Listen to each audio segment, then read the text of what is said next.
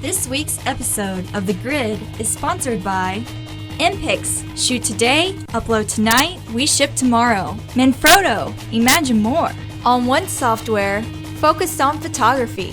Adorama, more than a camera store. Tiffin, helping create the world's greatest images. Peach Pit Press, publishers of technology books, ebooks, and videos for creative people. Epson, exceed your vision. Expo Imaging, Rogue Flash Benders for speedlight enthusiasts. Nix Software, photography first. And B&H Photo, the professional source.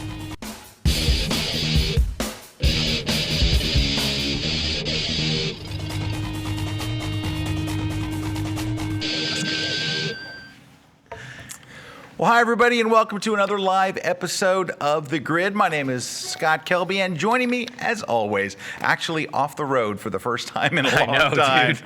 My buddy Matt Klaskowski. How you doing, Ski? Good, man. Good Welcome to be back. back. I know, man. It feels like I haven't been on this show in quite a while. I was like the whole entire United States. Yeah, it was good, though. So I'm back. I don't travel anywhere again until mid-January. So. Yay. So he's been out there with our Lightroom holidays. tour. Yeah. Killing it. You've been killing it, dude. You've been pulling insane numbers. We just announced some new dates, too. We'll tell them about it in a second here. Great. But first, we have a couple of housekeeping things. We got some giveaways today on the show. We're giving away 4 cool books since it's the holidays. By the way, this is our last show. It's our holiday show. It's our holiday show. See? It's a holiday. I got the green. Season. So this is Not our last just green show. for the grid. It's green. Not just green for the grid or St. Patrick's Day. But this is our last show till January. We've got some great giveaways. We're giving away Matt's Photoshop Compositing Secrets book. My personal favorite. And I think probably the hottest Photoshop book of the year. We're giving away Corey Barker's Photoshop Down and Dirty Tricks book.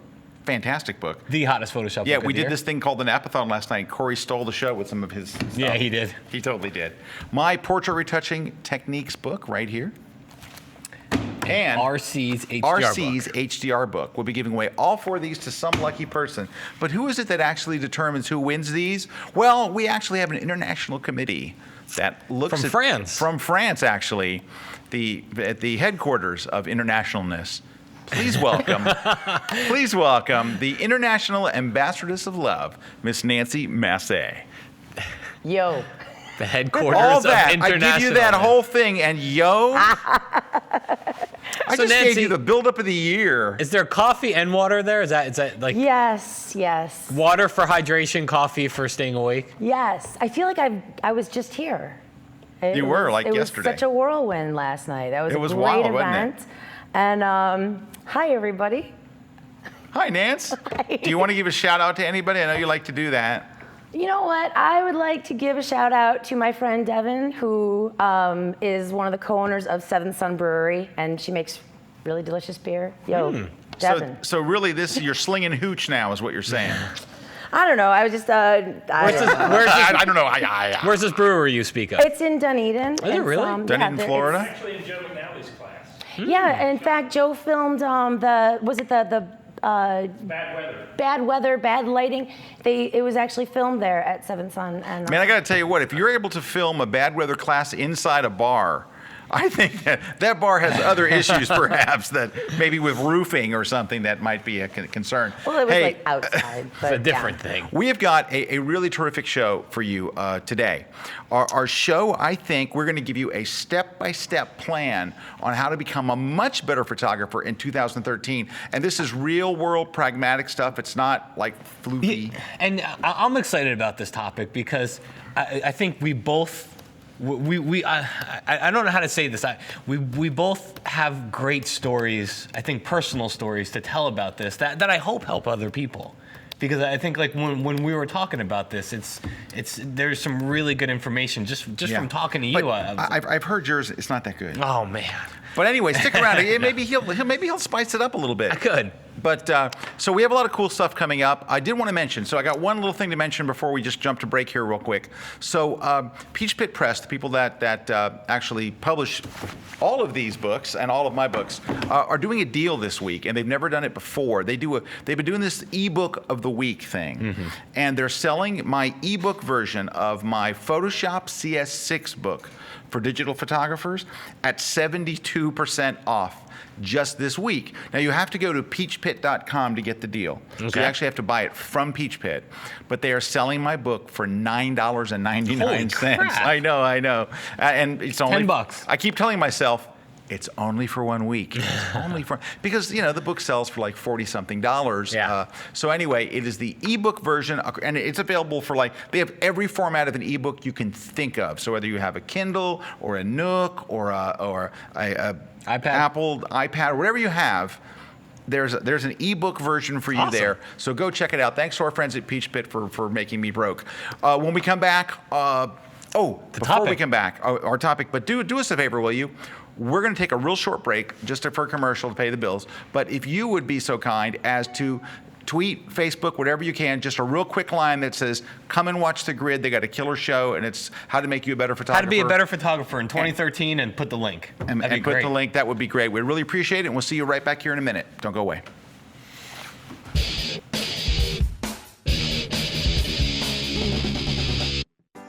Do you ever find yourself getting frustrated? You want to make a new picture, but you just can't seem to come up with an idea?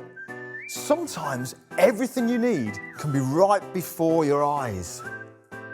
We don't always get the chance to find the perfect background. We don't get to go to exotic locations, but everything we need could be just round the corner. There's so many things around me, and make my own unique backgrounds. Now, of course, we don't always get to work with professional models. Most of the time, we'll end up photographing the girl or the guy down the street. But we've got our idea, we've made our background, we've got our model. All we need to do now is make a bit of a character and then put it all together. I'm Glyn Jewis. Come and see my class over on Kelby Training.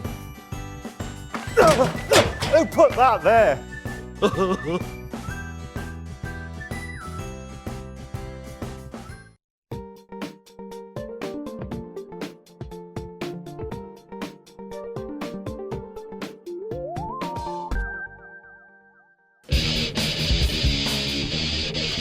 Don't tase me, bro.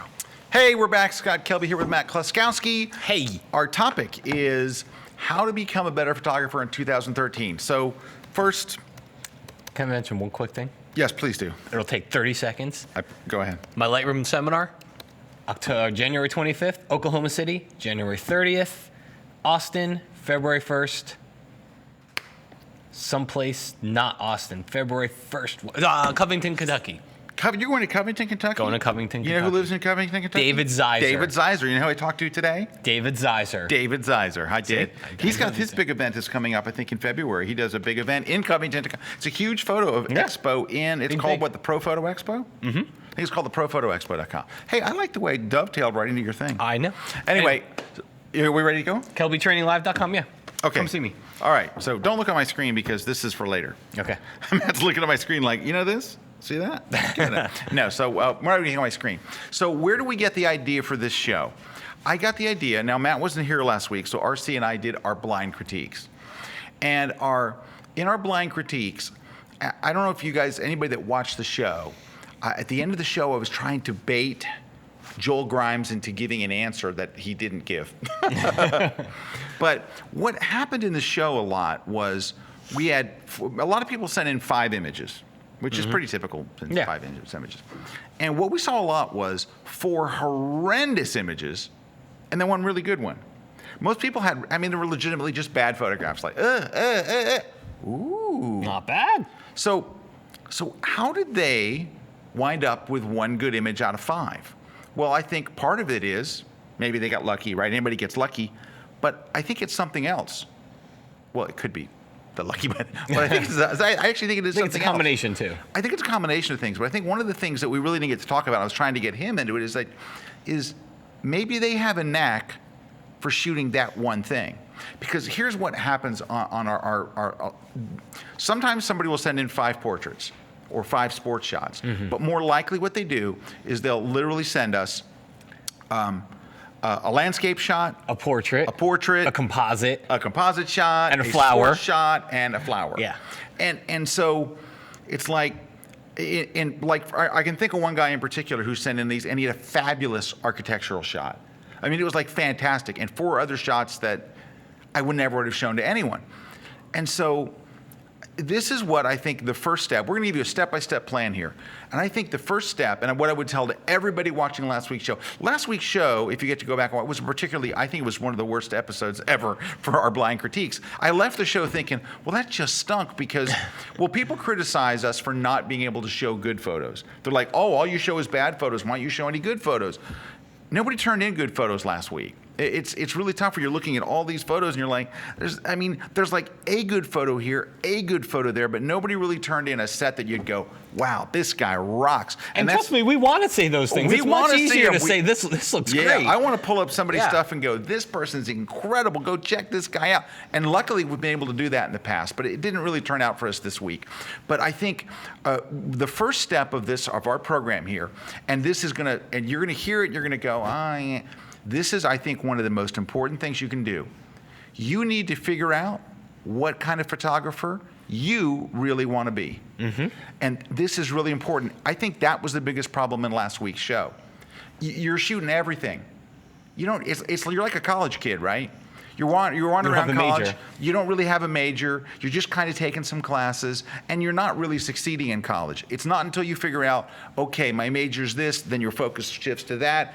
You have a plan. You have a goal. You know what you're doing. I think the people that turned in most of the photos, not just last week, but in the history of our blind critiques, don't have any kind of idea of the photographer they want to be. They're just kind of trying everything. And it's kind of like college. You'll be able to go part of the way. Yeah, you go by not having a major. You'll get so far, but eventually you're gonna hit a wall. You're gonna hit that point where it's like, I gotta figure out what I'm gonna do. So, and same thing with photography. You gotta figure out what type of a photographer you really wanna kind of hone in on. Right, and so I think one of the things you have to ask yourself is first what do you enjoy shooting the most? What is it that you love? So for this guy, I would have to go, dude, you're an architectural photographer. Your other stuff, it's not quite as good. Yeah. So here's the thing, is I think you have to be honest with yourself and really think, what do I have a knack for? What have other people told me I have a knack for? Man, you're really good at this. Like Matt has a couple of things that I think Matt has an weird knack for shooting families. He can shoot families like with his eyes closed. For whatever reason, Matt interacts great with the kids. He interacts great with the parents. He understands the light. He understands all the photography things that are behind it. But I would have to say that beyond that, Matt has a knack for it. I think it's important to find out what your knack is. And then once you do that, focus on that. There's no sense in you taking awful photo after awful portrait again and again and again when you really are a landscape photographer. It's okay to be a landscape photographer, but I think step one for 2013 is really sit down in your quiet moment and figure out, what kind of photographer do I want to be? That is the absolute first thing that you have to do before you do anything else. Don't go by that. Okay, we have our first question came in. By the way, we encourage you to send in questions. Pete is helping us out here, as is Nancy, both on the set and feeding us questions. Nancy's answering your questions in the forums as well. So Bryce Mann asked, guys, how do you do that? How do you narrow down your subject style if you really do enjoy shooting many different things? Well, I enjoy shooting many different things too. I wind up having to shoot everything from product shots to, I've shot everything from product shots to weddings and all. And you know what it is I started to pay attention to what I really liked. And I realized at one point, I do not want to be a wedding photographer. I've shot weddings, I've done bridal portraits. It's the last thing in the world I want to do. The reason is, it's too hard. It's a very, very hard way to make a living. It's the level of responsibility that you have as a wedding photographer. This is one day. Yeah, there's no retakes. So it's just more 10 years stress. later, sometimes there is, but. And it hit me, mentioning David Zeiser. It hit me while assisting David Zeiser. David Zeiser allowed me to come up and be a third shooter on one of his shoots, and I wanted to kill myself halfway through. I had suicidal thoughts about 40 minutes into the wedding, because it's very, very, very hard work. So I also And so different part. I realized I don't want to be a commercial photographer. I do not want to do product photography. And I was really kind of working on it. And one day I realized, you know what? I just don't really like this that much. And I think You're what you kind have of to into do. it. You were. It was I was into it. interesting. It was interesting. We all like that because I remember when you were doing a lot of that stuff and working out the lighting and the angles and all those things. Yeah. It's interesting, but there wasn't a passion for. There wasn't the spark there for it. Same thing with food photography. I got into food photography a while. I actually do shoot for local restaurants and things. And I'm just not. I don't want to really. I don't really want to do that, and so I kind of abandoned that. And so really, I'm really focusing. We'll talk about this later. Focusing on a couple of different things that I really, really like. But I would say to Bryce, I could be wrong. I don't think Bryce, you have the spark and the passion for every everything. single one of those things. There's got to be an extra little bit of passion, an extra little spark for one or two things inside of there. And Bryce, look at your photos.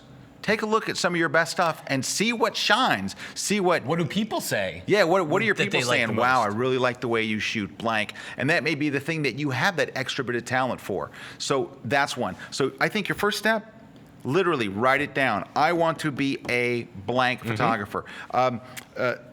CSACE or C. I don't know what your name is. CSACE. CSACE says if you're okay at a lot of genres, become a photography teacher. And this person is a photography teacher. So yeah, if you're okay at everything. But I think what we want to do is to make a big jump next year. We're going to have to pick. You don't have to pick just one. You can say, these are the 3 photographers I want to be. These are the 3 things I want to focus on. Because if you focus on everything, you'll get great at nothing. All right. Step 2. Step 2.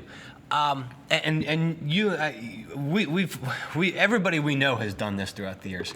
Study great photographers. Find out what it is that you're really interested in, and then go study that subject. Go find out who are the best photographers. So if you want to be a portrait photographer, go find out there who are the great portrait photographers out there. Look at their work. What makes their work great? What turns you on to one portrait photographer over another? And then you can even start to work on your style there. But you've got to go look at other people's great work and figure out what makes that great, what turns you on to it, and then I don't want to say try to repeat it. Yeah, you're going to have to try to repeat it. This is how we learn. We've said many times. You play guitar? Yeah. I play guitar.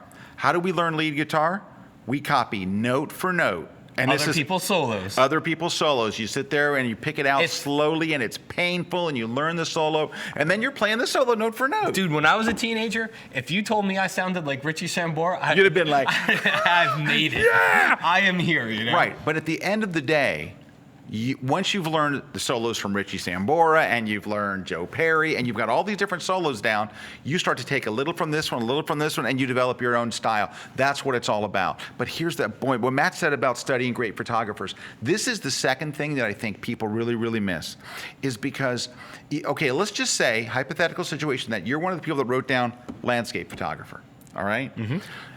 And people will write into us and they'll put a landscape photo and go, well, I don't understand what's wrong with this photo. Or they'll get mad at us because we're like, man, this photo stinks. You didn't do this. You didn't do that. No. You know why? Because if you don't know what makes a good photograph, how could you ever achieve it? Yep. Go look at their photographs and go, wow. Go look at Galen Rowell. Go look at Bill Fortney. Go look at some of the big famous landscape photographers. Look at their work and you see that and you go, wow, so that's what I'm supposed to be shooting for. And don't think, oh, I can't do that. No. You can do that. You have to be able to go, all right, look what Bill did. Now, we'll talk about how Bill gets to that stuff. We'll talk about how Galen Rowell, because there are some secrets that you'll be able to employ. You will be able to do these that they did. But don't look at those images and go, oh, I can't do those. Your question should be, wow, these are great. How do I do something like that? All right, so study great photographers. Number 3. Oh, can I tell you some place to go to look for great photographers that aren't maybe famous? Is go to 500px.com and type in their keyword search what you want. If you type in landscape, your jaw will drop what you see over there. Oh, yeah. Their landscape stuff. I keep forgetting that we have a camera over there with a light on it. So I'm supposed to I look never where the knew red that. light is. I didn't realize it. I didn't know. I was always just Anybody looking tell straight you? ahead. I just keep looking over there.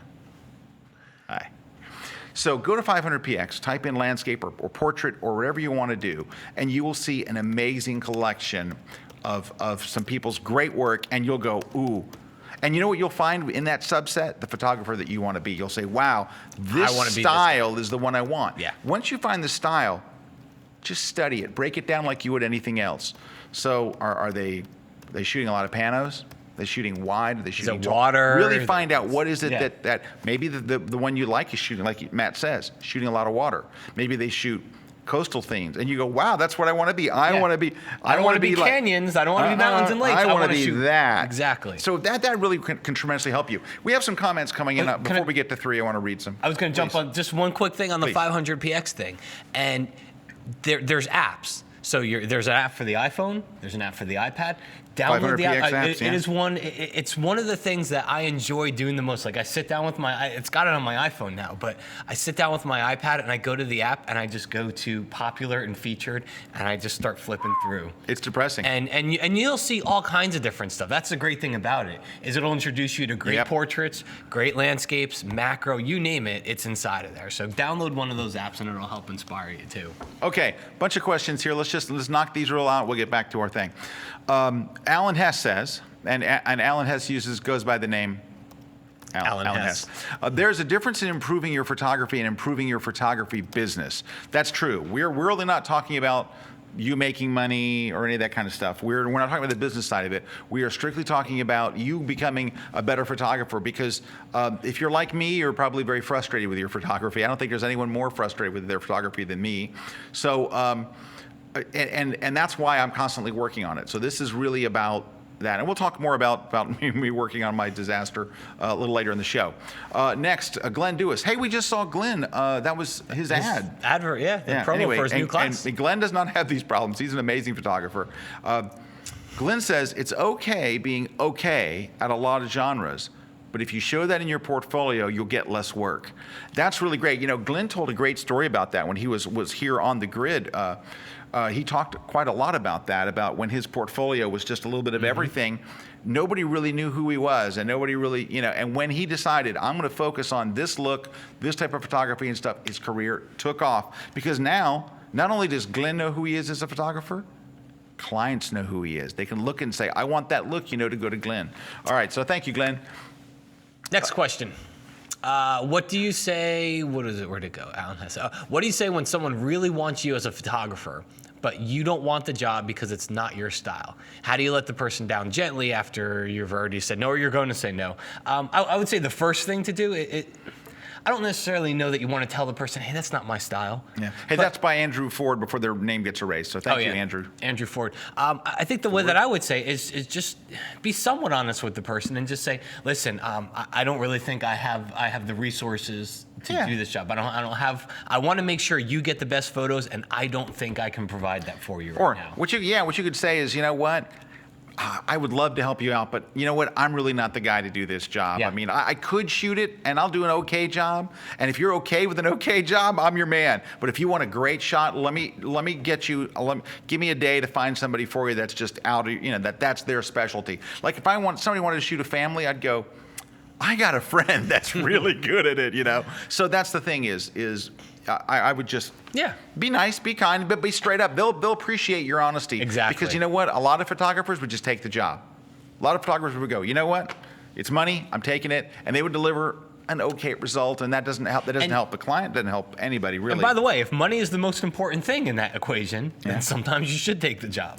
If you think you could do a good job at it and you can deliver a good product, and money is important, maybe you should take the job.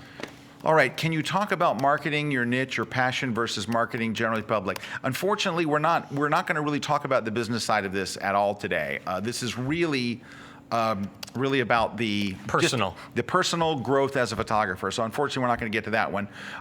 Commercial photographers need to know how to shoot about anything, but there's still a need to bring that everything into a consistent style. That's by Kevin Halliburton. Hey, Kevin.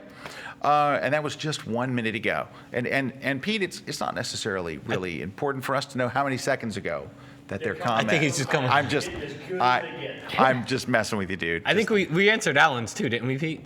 Yeah, we did. We got Okay. we Allen's. But no, he makes a really good point. All right.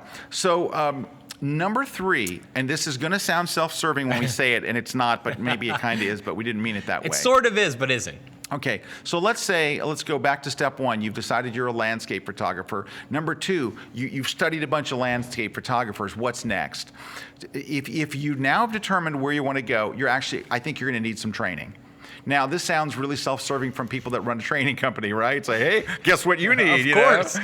If every problem, if you have a hammer, every problem looks like a nail. But that's not what we're really trying to do, because we're not saying that you should get the training from us, though we would love it if you did. But I think at some point, it really is, it is about learning. And here's the thing. There is no reason why, in this day and age, you have to learn things the hard way.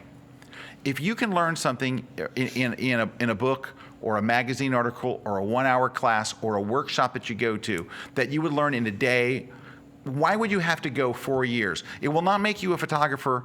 It won't make you a better photographer to have learned it the hard way over 4 years if somebody can just tell you. You know what? I think we have a great capacity to learn as visual people if somebody would just tell us. And so many times in my life, and can I give you a story? Yeah. I have a story, and this story, believe it or not, is the basis of my teaching, and it's a weird story. So I used to be a keyboard player. I had to move my hands up so you can see. I was a keyboard player in a band, and I was a drummer originally, so I self-taught myself piano. The track record of drummers teaching themselves piano is not very good, and so when I was 17 or 18, I switched from drums to keyboards. And I never had any formal training. And so I went and took lessons from a piano player whose name will remain nameless. Who shall rename nameless. Thank you. All right. And so we're playing the blues in G, and he is all over and I know the blues scale, right? I know what the notes were off the blues scale. Yeah. He's playing every note in the piano. And so I finally just stopped the class, stopped him for a moment. He's playing this, and I said, what are you doing? Just tell me what you're doing, because you're hitting notes that aren't in the scale. And he goes, oh, well, yeah, I'm doing a little of this. And he wouldn't tell me. He literally just would not tell me what he was doing. And I kept pressing him. And you know what I did? I quit. I literally just quit. And so the next thing that happened was, years later, I'm playing in this band, and I'm playing with an unbelievable guitar player. He had gone to the Berklee School of Music. Terrific guy. His name's Barry Green. Mm-hmm. And Barry's still out there. I mean, I follow him on Facebook. He's an incredible jazz guitarist. You can't believe the accolades he's gotten in Guitar Player magazine and Jazz's magazine, all these different things. He plays concerts all over the world. In fact, I photographed him when he was on tour with the Florida Orchestra here in Florida. Unbelievable guy. But back then, we were in a top 40 band, and he was a long-haired guitar player. One of the things I loved about him was that he always started his solo with such a great note. And I said it to him one day. I said, Barry, what is the secret, dude? You are always just playing this great note. When you start your solo, it always sounds like an album. And he says, oh, well, I usually start on the 9th of the chord. So if the chord's C, you just go up one step. I would start with a D. Huh. And I went, are you kidding me? He's That's like, it. yeah. So we go to the club that night. It comes time for me to do a ride, or a solo, whatever you want to call it, a little synthesizer solo. And I go, well, we're in G. I go up one note to A, right? Yeah. I hit the note. I look over at Barry. Barry gives me a big thumbs up, and I'm like, okay, so here's the thing. Well, that was a critical day in my whole life, because number one, his tip, just a simple little tip, propelled me into going and taking piano lessons and getting dramatically better at improvising, and really realizing that this is just math. It's not something that's out of my reach. It's not something I can't learn. It really is math. It's got a mathematical formula and all these different things. So I was like, wow, this is great. So it started me on the career. And then I said to myself, you know what? If ever I get to be a teacher, I'm going to be Barry Green. I'm going to be that guy that doesn't make people learn it the hard way. I'm not going to be the piano player that wouldn't show me the secrets. I'm going to be that other guy.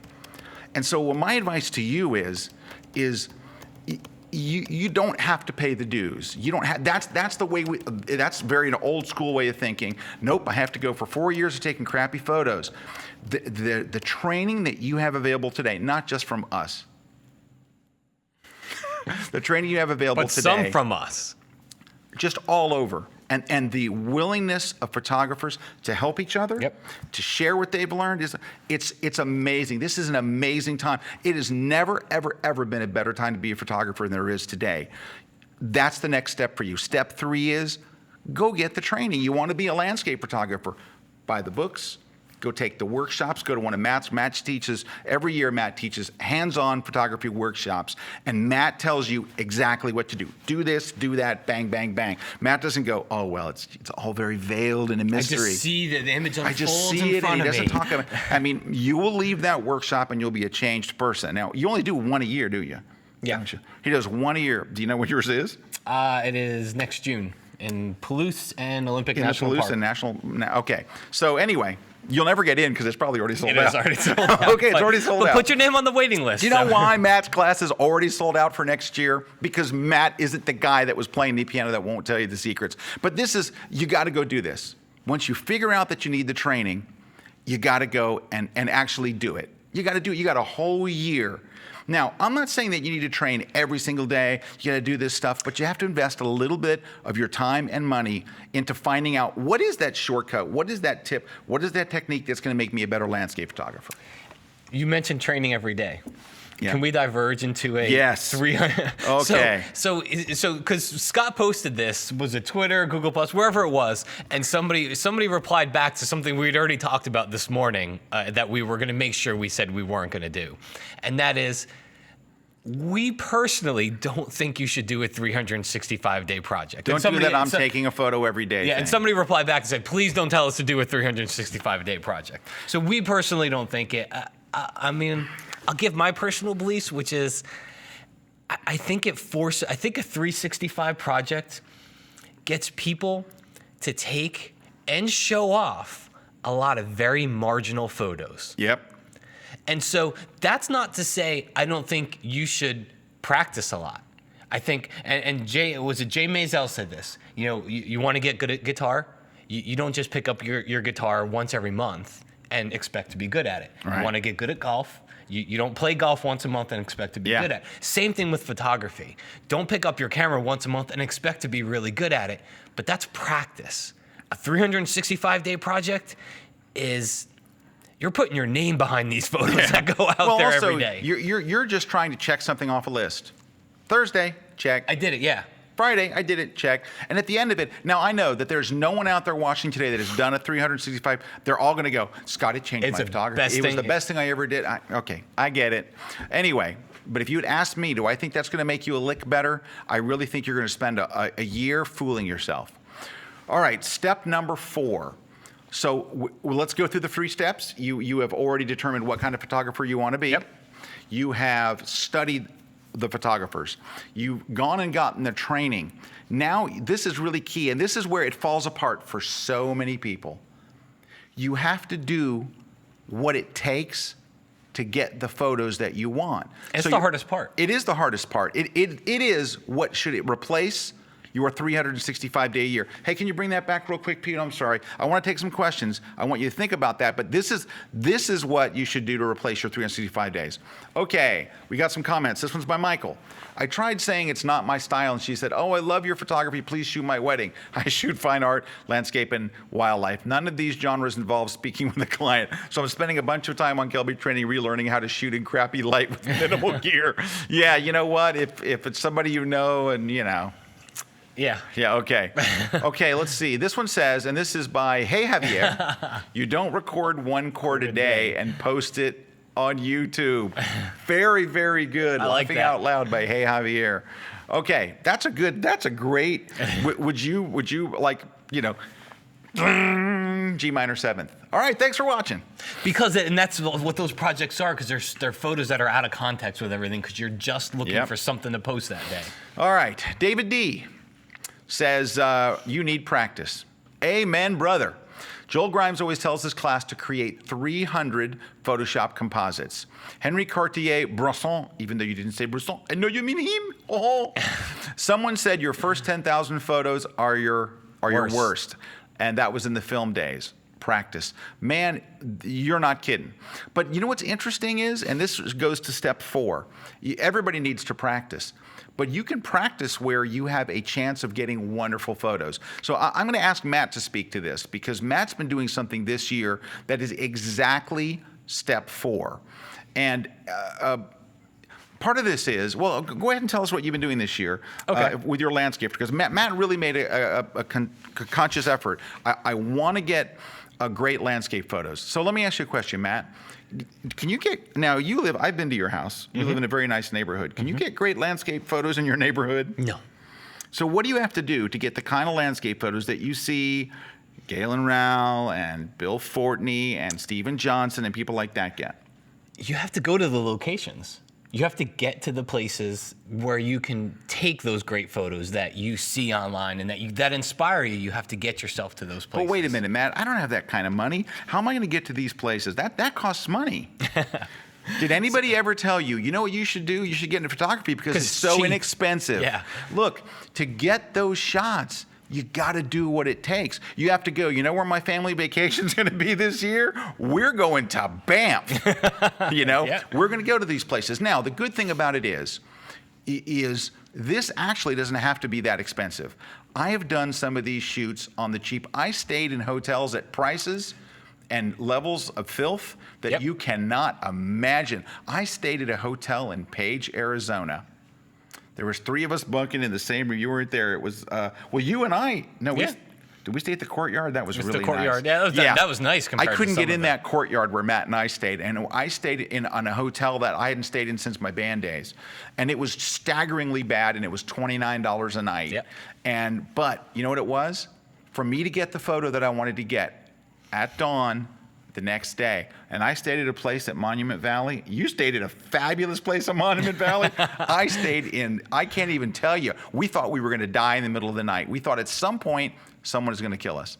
So, I mean, it's that kind of scary place where you think we're leaving all the lights on at night. And it was 3 big guys, Jeff Ravel, Dave Moser, and I were the lights on. Is that what's going to kill us? It was like 70 minutes from where we could shoot. But anyway, you have to do that stuff, right? Tell us. So this year. All right. So and it was a very deliberate thing. It wasn't a New Year's resolution. I didn't do this last December, but sometime very early this year, in January or February, I kind of decided, and I got to go way back because I think a lot of people can relate to this. Working where we work, it's impossible not to get caught up in all kinds of different photography, because through the course of the year, Joe McNally comes through. It's great portrait photography. Cliff Mountner comes through. Oh my God, I want to be a wedding. Tim Wallach comes through. Oh my God, I want to shoot cars now. Somebody comes through. It's a great. Bill Fortney comes through and does macro work. And you're like, I want to do macro now. That's it. Oh. So all these people come through, and through the course of the year, you want to be 11 different photographers. And so I kind of realized at the beginning of this 2012, I was like, I need a photography mission statement, because I can't be all these different photographers. You need step 1. And I needed step 1. So after many, many years of photography, I sat down and I did step 1. And I said, what are the things that I like? I really like landscapes. Landscape photography, landscape outdoor photography, one of my favorites. And I enjoy it. And I think I have a good basis for it. Yeah, I thought I had a good start for it. And then I really like family lifestyle. I don't like taking a family to the studio and setting up all the lighting and all those things. And I have done that, and I can do it, but I don't enjoy it as much. But I love taking a family out to a park and say, just have fun. I'll be here on the sidelines. I'll capture the moments. You guys just have fun. And that's what I do, and I enjoy that, and I enjoy the process of them seeing the photos. So anyway, that's what I did in the beginning there, and my main mission statement was really take beautiful pictures of beautiful places. So at that point, I started looking at where am I going to go. So and here's how that mission statement comes in. So USF. USF says, hey, we had some friends at USF, we could shoot some USF football games. And I had the choice to shoot a USF football game or take my family and actually go to the USF football game, because I went to USF, my wife went to USF, and so I chose to go. That's where the mission statement kind of came in and helped out, because it helps you focus a little bit. And I You weren't that interested in football photography. Why waste your time? Yeah, and I know a lot of people. I don't want to say don't try things. You have to try things. Can I say something? Can I interrupt for Yeah. a second? I cannot understand anyone that doesn't want football photography. That just doesn't even make sense to me. But go ahead. So anyway, but then I start looking at, well, I'm going to these different places. I was going to Sacramento a couple weeks ago. So I got out, I looked on the map, and I realized San Francisco is really close to Sacramento. And what's really close to San Francisco? Big Sur. Big Sur. The California coast. I tried to shoot there many times. Yeah. How many times have you been to Big Sur to find one day where it would be clear? 3 or 4 times at least. Probably more, probably 5 or 6 times. I mean, 3 times just this year. I made a day drive down there just to get there and get nothing. Stop right there. That's what I'm talking about. He's gone back time and time and time again, invested his own money. Now you got to realize Matt's horrendously overpaid, but he invests his own money.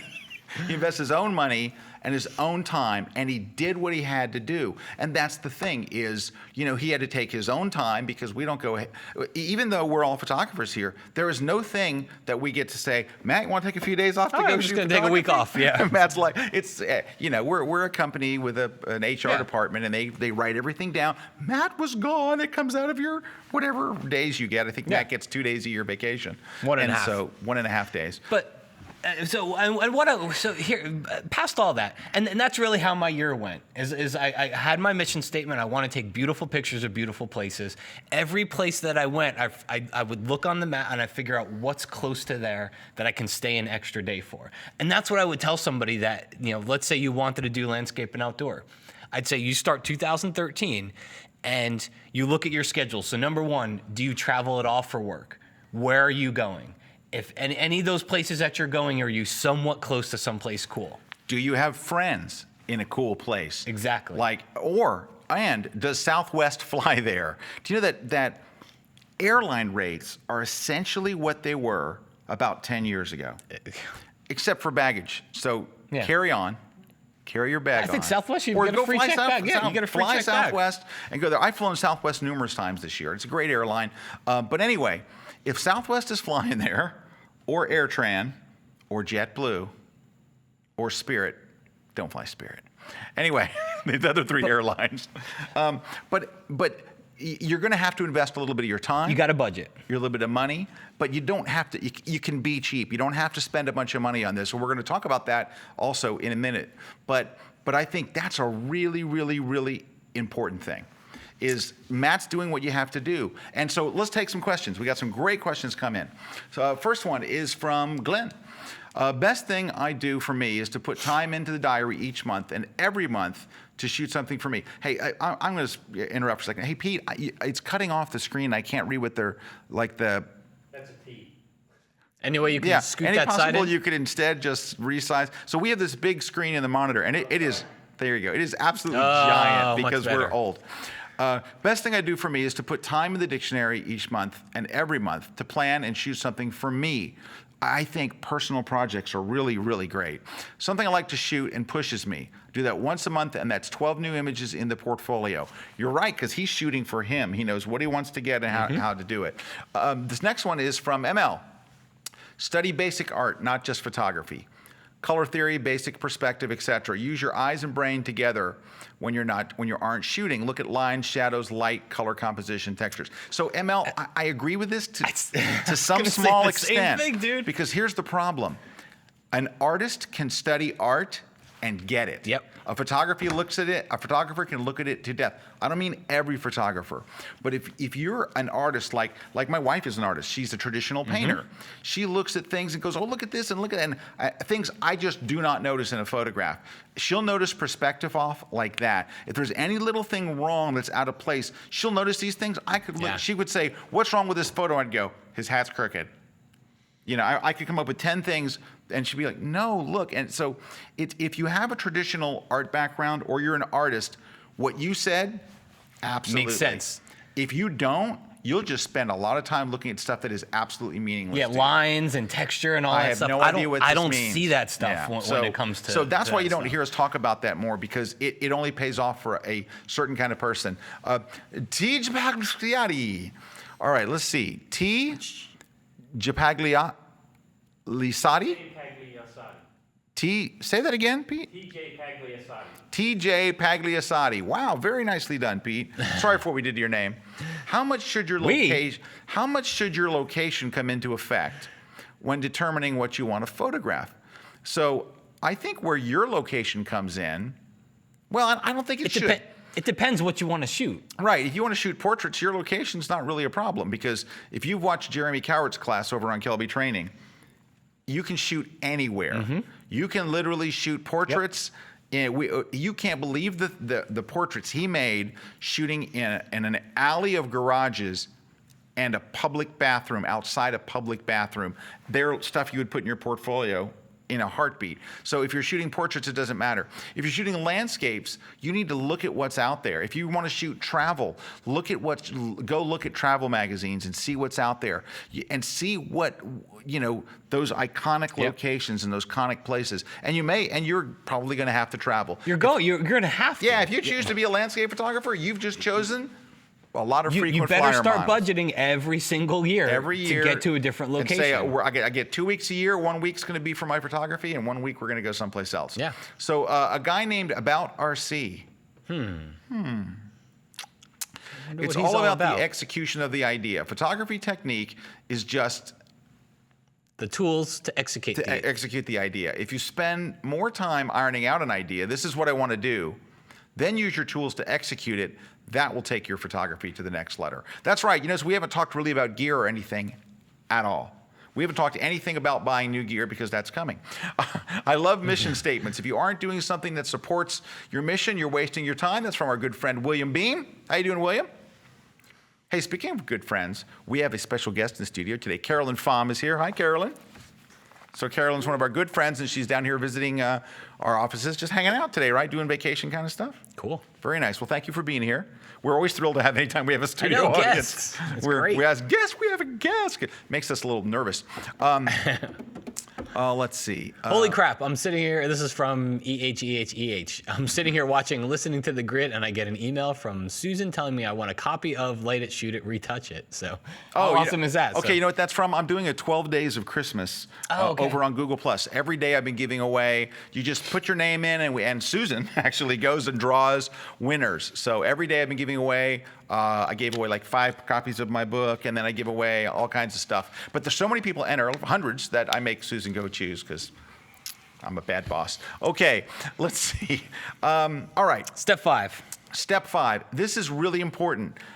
I would say that most photographers that I talk to don't do this. I promise you it will make you better. You've got to have a portfolio. You've got to have a place where your work is accountable to the public and to you. And you'll notice I'm using a hand motion like a politician. I'm not pointing. This is friendly. You used to get in trouble for pointing. Don't point. Hands, choppy, Remember that? You used to get and thumb. You have to do open hand gestures. I had to do open hand gestures. Okay, I just got sidetracked. Here's the thing.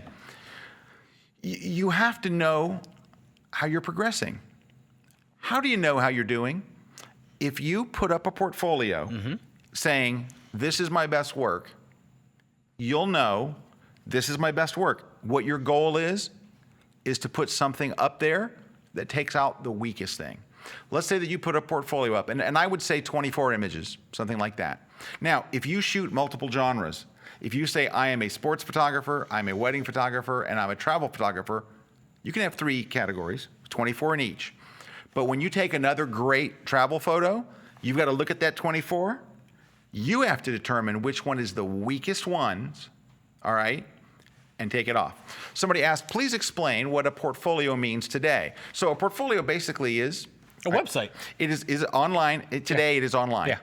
I mean, you can have a printed one, but more likely get a free one. And you know what? Google Plus you can go to Google Plus and create an album and call it Portfolio. And it's completely free. It does a very nice job. And I'm going to talk to you about something that the Google Plus thing offers, because I was going to talk about that. That's why I had my laptop here. Can I give also a good place to start if you want to get a portfolio? Absolutely. So this is my favorite. I'm making my portfolio on there right now, and it's incredibly easy. But I would say this to any photographer that wants to get a killer looking online portfolio. Not concerned about selling right now, not concerned about doing a whole WordPress blog and all those different things. You just want a killer online portfolio, Squarespace. I got an account, I did the trial account, and I was hooked within 5 minutes. Seriously? They're the best looking web portfolios that I've seen out there. And again, it's your, because there's SmugMug and there's so many places that are great for selling your photos. But Right. Right now, And that's where I'm at. I'm on SmugMug. yeah, Squarespace. If you just want to display your photos in a great looking portfolio, they kick butt, dude. There's really nice ones. All right, and I got the some other interface places. is so easy. 500px. Exactly. Go get a 500px account. Get an awesome Yep. account, and you can put your things there. So there is a number of these that you can go to, but you got to get your images online. Number two is and you want to make it public. Now you can make it private if you want to be in your. But I think getting feedback is wonderful. Now I'm going to give you an example of this. Now this is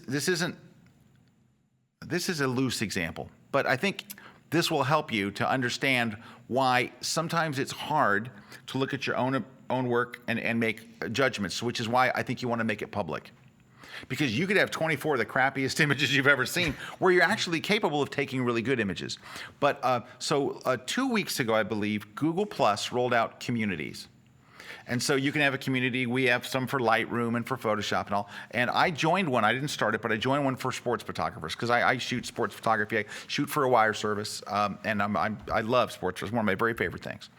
So I joined this thing. There's only, how many of us? 122 or something like that. It's a very small group. But this group is so incredibly active. It's incredible. So I'm going to have to, give me 1 second to bring up my laptop here.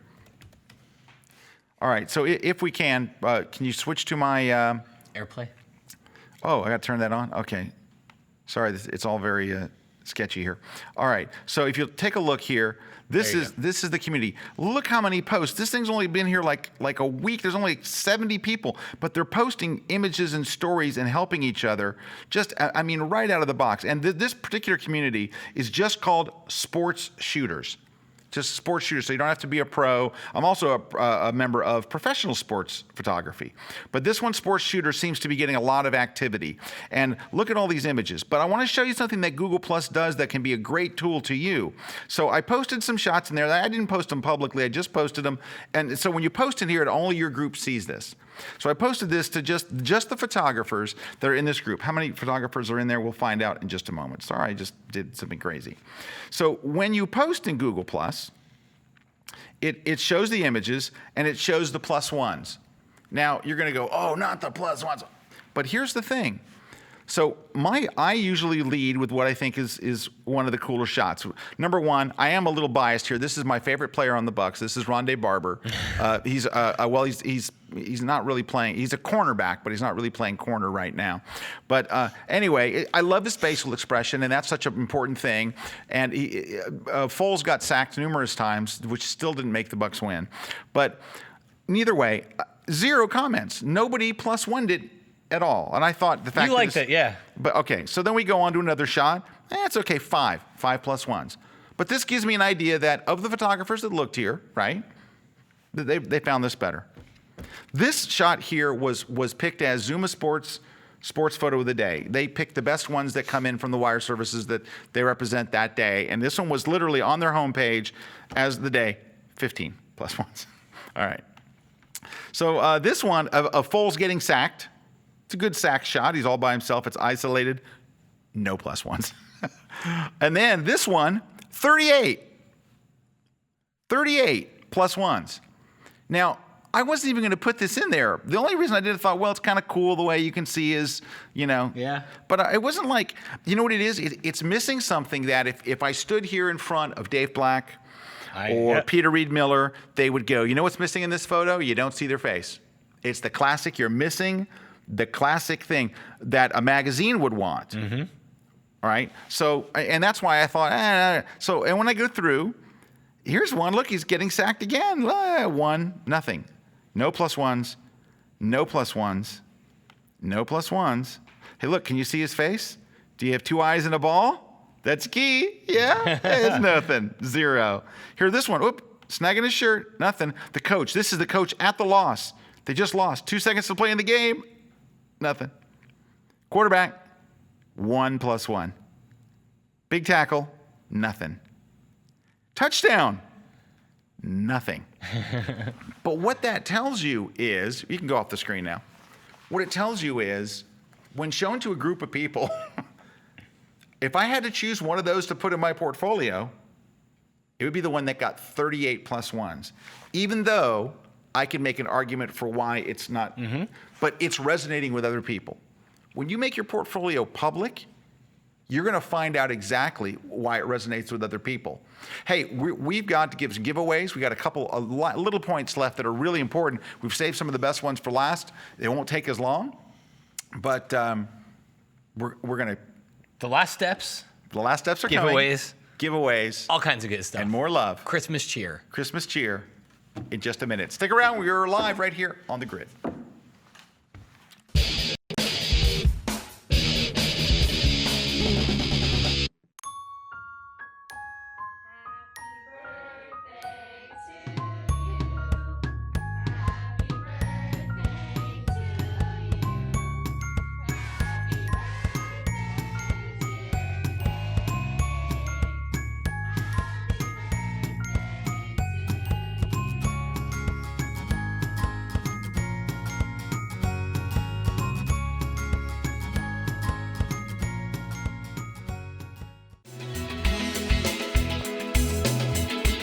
The best way to describe my philosophy is that I don't use light to light my models, I use light to paint my models. My name is Frank Doorhoff and join me on Kelby Training for my new classes on being creative and getting the shot. So in these classes I'm not going to show you only about techniques. I'm going to show you how to use the light meter, how to meter several scenes. But what I'm going to show you more is how to create interesting images and how to make the most of your locations. I'm Frank Doorhoff. Check me out on kelbytraining.com for my new classes.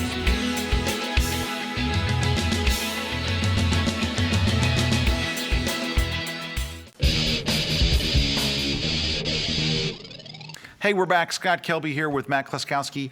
I want to thank the Twitter people that are sending in notes and people that are sending in notes right here on the show. Really great questions. These are great very, questions very good. today. Thank you for interacting, and we love that when you guys do that. Also, real quick, so yesterday we had something called the Napathon. Oh yeah. Yeah, so It went great. It did. All the Photoshop guys on deck for it was all 5 of us.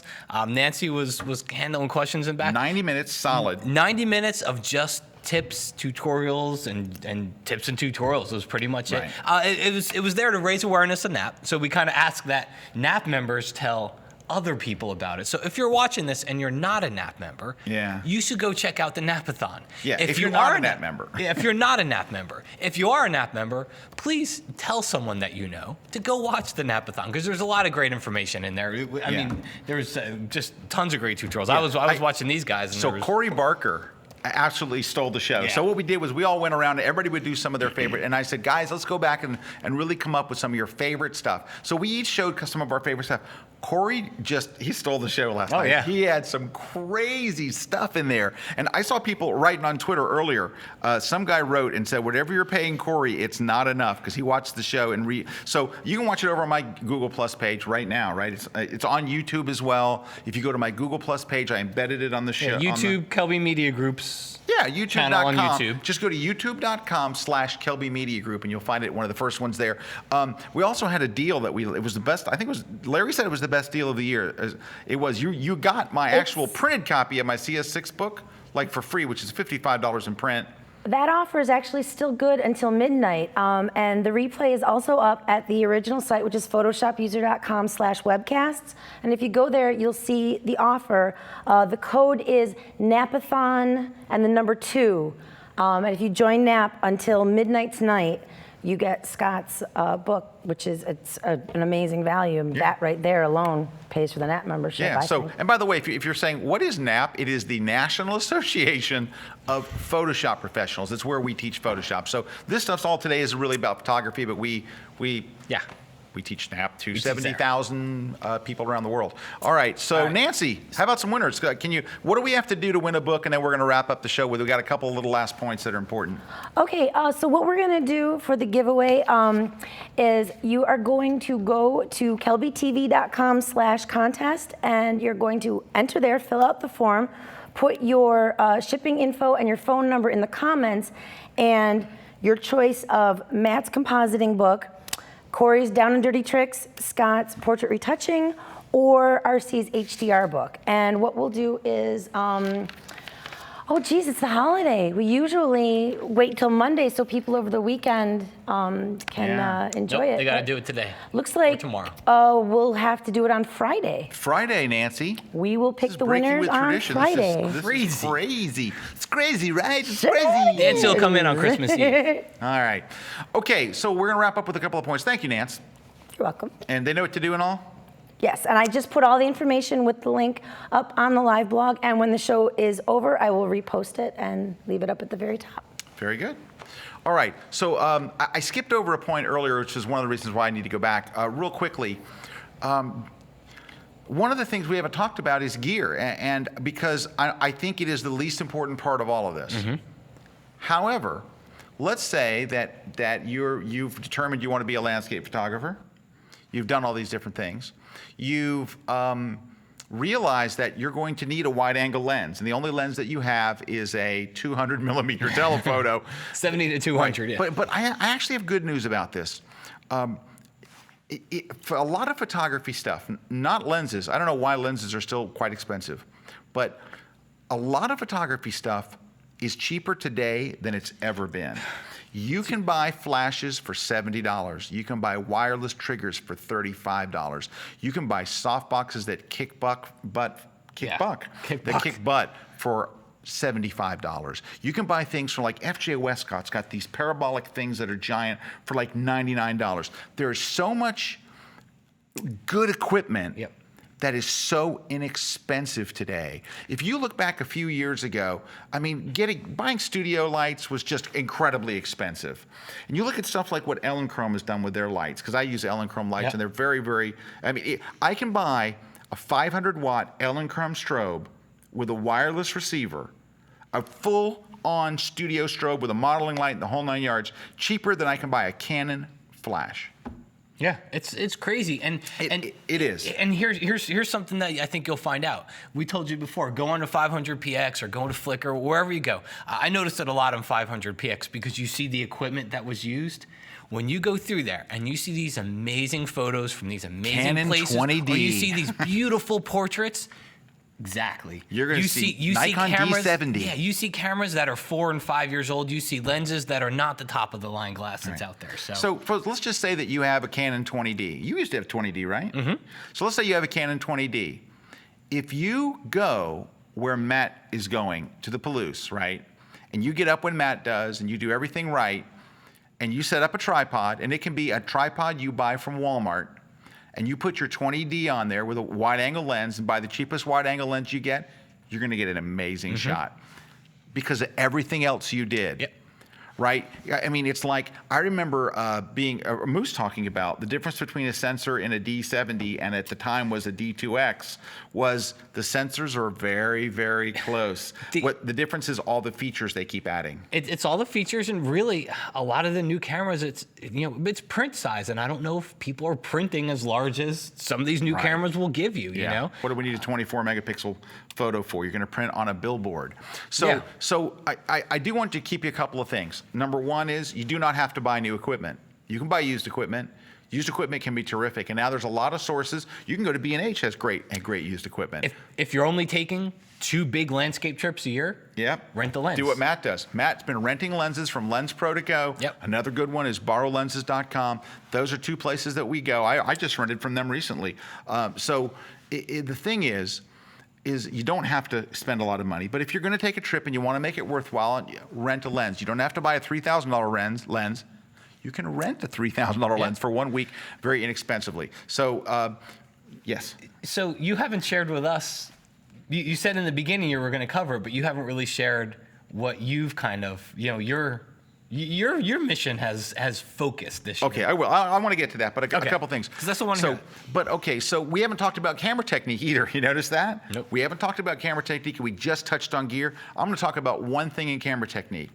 I imagine whatever camera that you have, honestly, and I want you to be honest with yourself, takes good pictures. The exposures are probably pretty good, right? Mm-hmm. I mean, do today's cameras really have an exposure problem? Or we're like, I just can't get the exposure right. It wouldn't get released to the market if it did. If you put it in program mode and walk out your front door, it'll probably get a good exposure. Stop worrying about exposure. Stop looking for things inside the camera. Do you know what you really need to get good at? And this is a thing I hear again and again and again. You know what you need to be really good at? Taking sharp photos. It does not mean buying a better lens, but there are a lot of tricks to getting sharp photos, and learn how to sharpen in Photoshop. Every pro that you see, their photos. I don't care. Everybody. I don't care if they're photojournalists and they can't do anything to the photo. You know what they're allowed to do? Sharpen. Sharpen. Every pro photo you see, watch, jazz hands. Every pro photo you see, 1,000 points of light. Every pro photo you see, sharpened.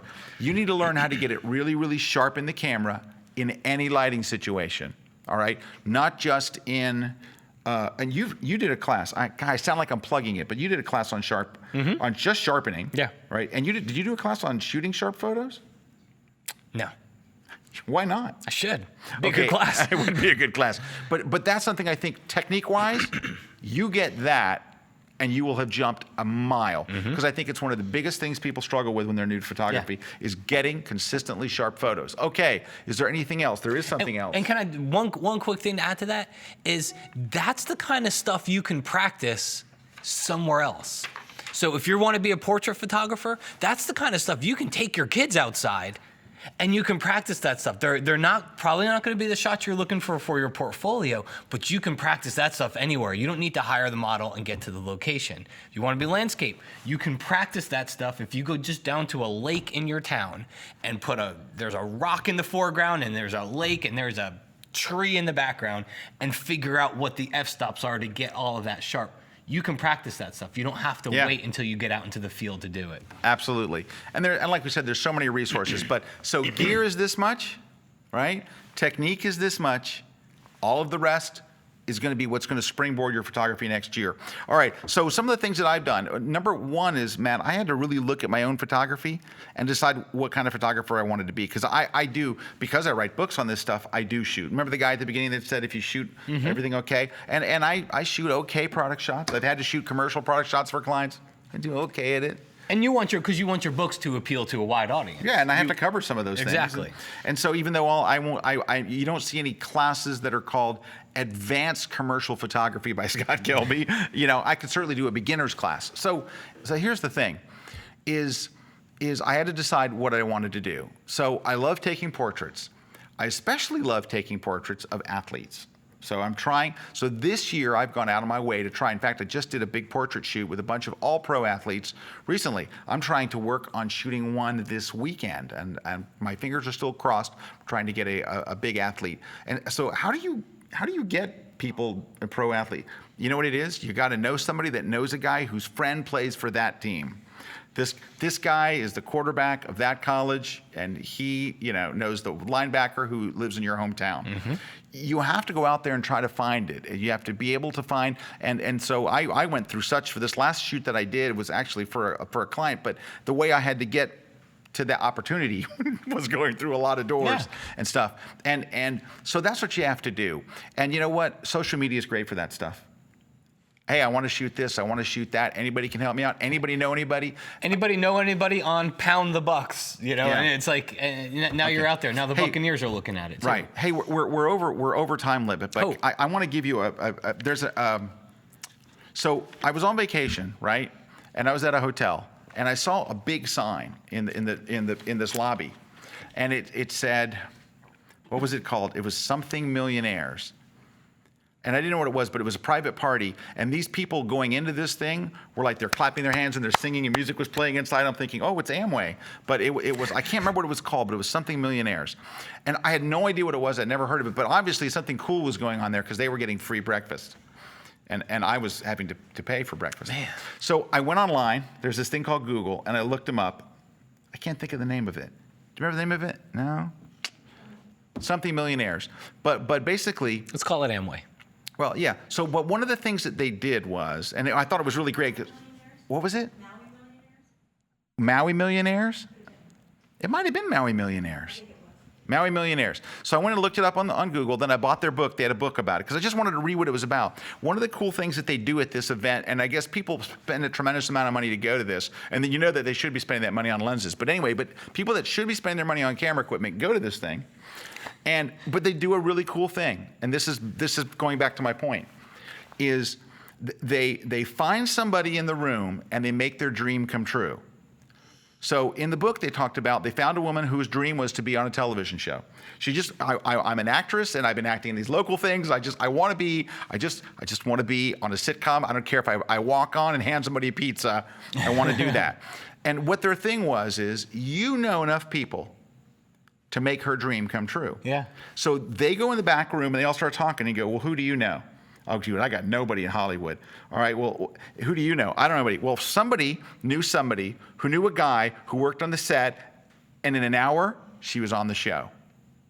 She got a walk-on part on like a Fox network or NBC. I mean, it was a major show. She got on, she got her foot in the door, and that's all she wanted was to get her foot in the door. Because once you said, oh yeah, I did a part on 2.5 Men, then getting on How I Met Your Mother is that much easier because it's in your resume. I know. But anyway, that's the kind of networking you need to use. Whatever you want to do, right? Whatever you want to do. The way I wound up shooting with a sports wire service was, a guy I knew's friend was shooting for a wire service. I didn't know anything about him. He told me about it. He actually gave me their website. I went to their website. I applied. It took forever. I finally got picked up by them.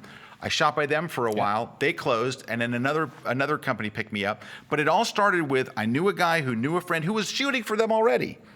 And I met a guy this weekend at the Eagles game who's shooting for the Eagles who did that same kind of thing. There are so many stories of people, if you're willing to do it, if you really want to do it. So, and like my wife said, when I said, honey, I'm going to shoot for a sports wire service, she looked at me like, do you really need another job? Are you really, you don't have enough to do and all? But you know what it was? I really wanted to shoot sports, and I really wanted to shoot it at that level. And the only way for me to do it was not picking up a game here or a game there. And this year I had a season credential. I've been shooting the Bucks all year long, and it's been a wonderful learning experience. But more than that, I've been able to do what I wanted to do, which was shoot at that level. So it's a pain. My wife will tell you it's a tremendous pain because on Sundays I'm gone for a long time. Yeah, but if you were just to kind of to bring this to a lot of people, if you wanted, so you're out there and you're watching this and you want to shoot sports, one of the things that you'd have, you not only just work in connections, but go to the high schools. Oh, I got the story. We're way over time. Here it is, though. Listen, Tell it. Great story. I'm shooting up at the Tennessee Titans, right? And I talked to this guy, and he tells me his story. So his story is he's shooting high school football. And what he does is he goes to the high school football game, and he sends he just shoots on his own. I show up at the football game. My kid goes to school. He shoots a couple of shots, hands them, then he sends them to the school. School loves him. You want to shoot every game? Great. Yeah. He comes and shoots every game. He gets pretty good. He goes to a small town local newspaper in Tennessee and says, hey, here's some of the shots I'm doing of you want me to shoot any college stuff for you? They're a tiny little newspaper. They're like, sure. They apply to get a credential. He goes and shoots college. A few weeks later, he's got really great college shots. He's on the sideline, and he shoots now for the Titans team.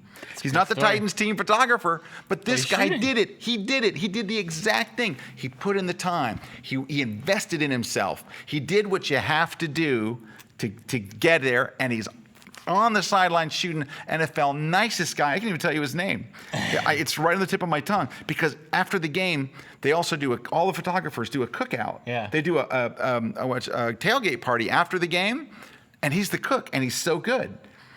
That's cool. Hey, I can't think of his name right now. He's such a nice guy. So, because 90 seconds is not going to make or break the show, just to parallel this, our friend Andy. Andy. I want to tell Andy's story This is a because great story. because I think this is almost step 7, is after you do all this stuff, make a list of these kinds of things that you can do. So what Andy, our friend Andy, did is he was walking around downtown St. Pete. Downtown St. Pete is not a really captivating place. He's walking around downtown. It's better now than it was Yeah, when yeah. Andy started doing it. It's pretty, but it's not the best waterfront that's out there. Anyway, he took some night pictures, and he just sent them to the city of St. Petersburg and just said, "Hey, like your city, I was walking around. Have the pictures. Use them in whatever brochures you want to help promote the city." And it ended up somebody contacted him through somebody with marketing and all that stuff. Next thing you know, he's shooting the Devil Rays. The Tampa Bay Rays. Yep, I see him baseball at the games. games. I see him at the games. That led to college football, which led to Pro football, football. which led to he's shooting rodeos all around the country now. He's shooting for the Rodeo Association at their big, Yeah. their Super Bowl rodeo. Andy's out there. It all started because Andy took the 7th step, which is he took all these things. But you know what? Now, Andy was pretty good when I first met him. Andy is great now. I mean, because Andy's out He there. hangs. If a radio event is anywhere and Andy invests in it, Andy flies to where he has to go. He drives all over the place to get to these events. Oh yeah, he's one of the best sports photographers you never hear about. Yep, he is. He's a he- very good photographer. His skill in photography, it's gone crazy. That's step 7. Think of all those things you Yep. can do. It doesn't have to be for sports. Send it to St. Pete. Maybe you want to get up into the tallest building downtown. Whatever. 3 comments and we're closing the show. Will the points listed in this episode make it to Scott or Mac's blog? No. Rewatch the show. I would like to review these points again later. Here are the points. Write them down. Mark Coons. Here we go. Point number 1, figure out what kind of photographer you want to be. And by the way, you can rewind this show. It plays tomorrow in repeats. Number 2, study great photographers and their photographs. Step 3, once you figure out what you want to do, go get training. Number 4, do what it takes to get the photos that you want. Do what it takes, the travel, putting in the time, Step 5 was supposed to have been, if you need gear, get the gear that you need to do it. Just remember, it doesn't have to be new. Number 6 is make a portfolio. You got to have a portfolio. Make it public. It'll help. 5A is, as far as technique goes, work on getting sharp photos. We just added number 7, which was your thing. Take it that next step. How are you going to now take what you've learned and done all these things to, at the end of 2013, you're doing something meaningful to you with your photography. Opening up opportunities. Right. Phil B says, NAP is the best thing I've ever joined. Thank you, Phil. Thank you very much. Me too. And from last night's Napathon, Craig_MCC says, Corey's stuff made me cry from humiliation of my Photoshop skills. Craig, if it's any consolation, us too. Corey's in a whole nother world. But wow, it was really great to see him. Thank you for your great comments today. Thank you, everybody, for chipping in. Nancy? Thank you, Pete. everyone. Thanks for another great year of the Grid. Yeah, it's been a lot of fun. Yeah, happy holidays. This could have been our best of Grid, Happy but New Year. we didn't have a very good year. So thank you, everybody. We wish you a very, very Merry Christmas. And here's wishing that 2013 is your best year yet. Take care, everybody. See ya. And This week's episode of The Grid is sponsored by MPix. Shoot today, upload tonight, we ship tomorrow. Manfrotto. Imagine more. All One Software. Focused on photography. Adorama. More than a camera store. Tiffin. Helping create the world's greatest images. Peach Pit Press. Publishers of technology books, ebooks, and videos for creative people. Epson. Exceed your vision. Expo Imaging. Rogue Flash Benders for speedlight enthusiasts, Nix Software, photography first, and B&H Photo, the professional source.